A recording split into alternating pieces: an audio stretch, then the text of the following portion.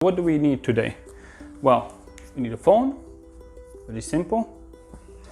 If you have a holiday camera, mine is this one here, the Canon one. I use it for holidays. I don't use it for any professional photos.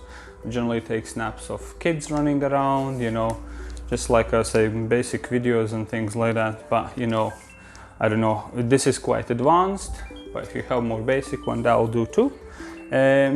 Probably I would recommend some sort of like a phone holder where you could put the phone in and strap it on something to take those family self-portraits. You'll see them later. The family actually has their own kind of like mobile phone stand thing basically, so I'll take some pictures of that as well. You'll need a tripod. Actually, the tripod I'm using at the moment for the camera, but there will be a picture of it as well. And again, it's very basic, you know. The tripod is purely to put this onto something, but you can strap this on a chair or something, you know. The tripod is good to have elevation if you're standing, so kind of height-wise basically.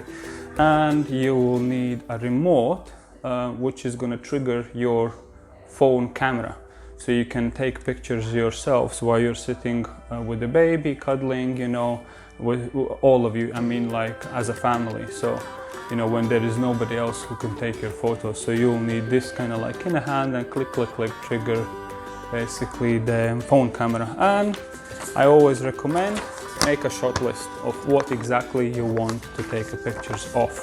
So, you know, I've pulled off some things from online, you know, kind of like to give an ideas to family, and I have written out what exactly I want to create today. So I'm gonna kind of follow some of this depending how baby is gonna do today.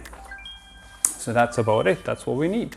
Just a quick note in terms of the usage of the phone. I would recommend you to have a phone where you can control the exposure yourself manually, so not auto. Because sometimes if the window is very bright, you would think there is a lot of light and the pictures would come out really dark, you know, when we want those kind of like against the brighter background. So it's good to have a phone where you can adjust the exposure yourself. I take my own photos sometimes on my Samsung. I have S9, so it has a pro setting where you can do that. And I think in an iPhone, today's dad said that there is an option to do it in iPhone as well, kind of something you drag up or something. I don't know, I don't have an iPhone, so, but there is an option for that. But that's just a quick note that you will, ideally you need setting like that, so you can adjust that light straight away in a camera, so you don't need to do any